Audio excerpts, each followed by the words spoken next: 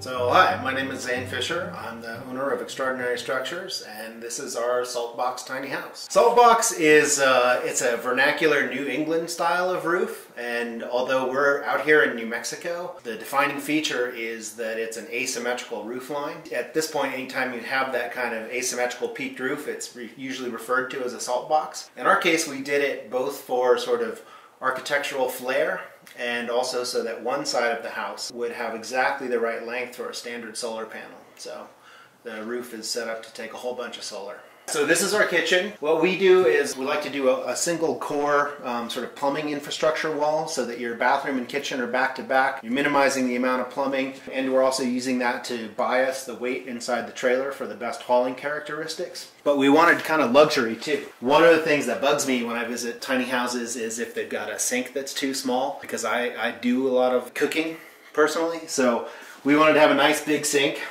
So this is bigger than you're going to have in some apartments. And then we have a sort of a diverse cooking ecosystem here, from a convection toaster oven to a 2-burner induction. But you could outfit this with a larger refrigerator and more of a standard stove and oven. But these are the options that we chose for this one. And we used a single piece stainless steel unit here. This fridge is a drawer. There's a drawer situation right here. So it just fits right into the counter. It's small, but it's very efficient. Lots of drawers, lots of storage. In fact, I sometimes think there's too much storage in this place. I think it's adaptable to any person's particular sort of needs, and you can really make it home. So the bathroom is, you know, it's bound to be small, right? It's in a tiny house like this, but we wanted a different characteristic. We have sort of a Scandinavian wood cabin style interior going on, and we wanted to sort of, you know, create a whole different environment.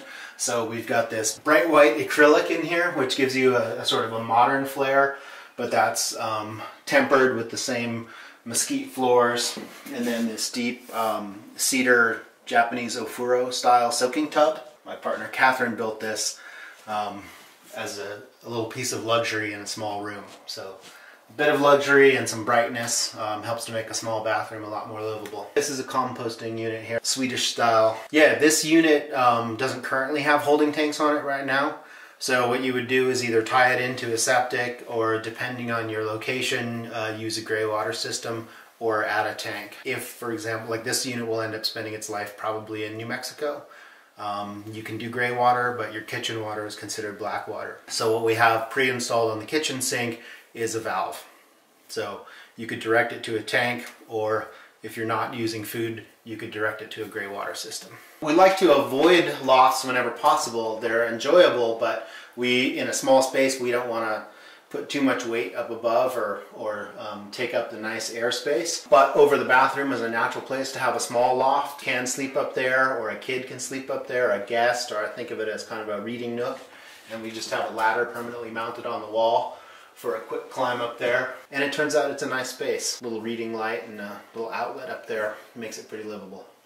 The primary bed, we're using a horizontal Murphy or a wall bed system. So it just comes down right here. So what we do is we move this little fold-up rocker out of the way, and our furniture actually rolls, so we can move it to the side. All right. Just bring it out here, and this guy is what actually ends up supporting your bed, so that they're not in your way when you get out of bed in the middle of the night. You don't end up kicking the furniture here. You've got a little reading light, outlets at bed height, and you're right next to the window. So for me, this is more enjoyable than a loft. What we do here at Extraordinary Structures is a panelized construction system. We do a computer model of anything that we're going to build.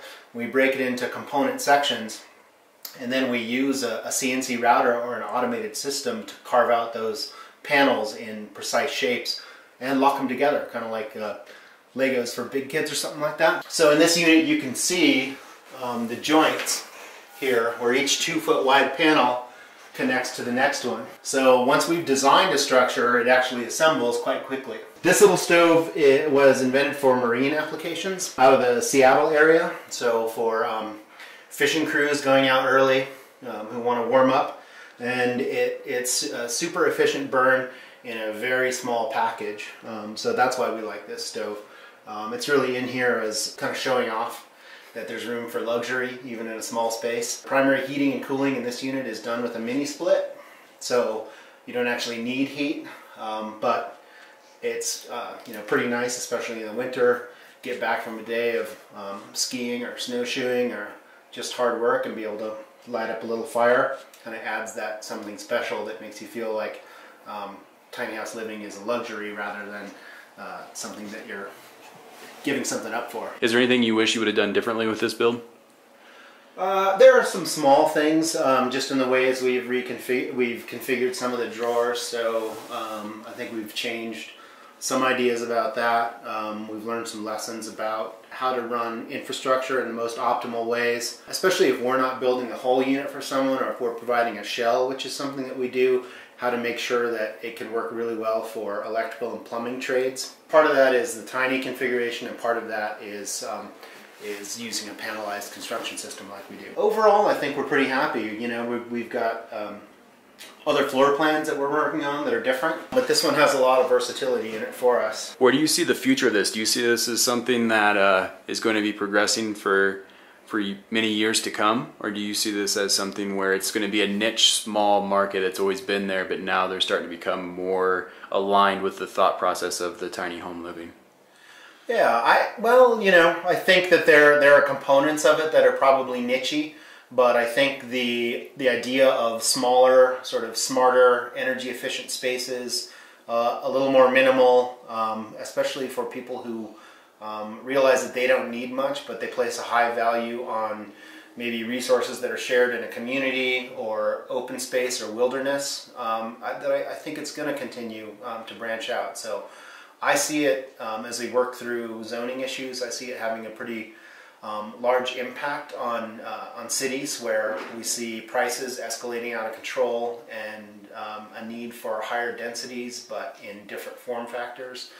And I see it as a way to add to a sort of healthy housing ecosystem overall as we move forward. So I think there's a place for it, and as we see, we're doing a panelized system that allows for sort of rapid assembly, and there are other people out there who are not just building small, but also innovating in the housing construction area.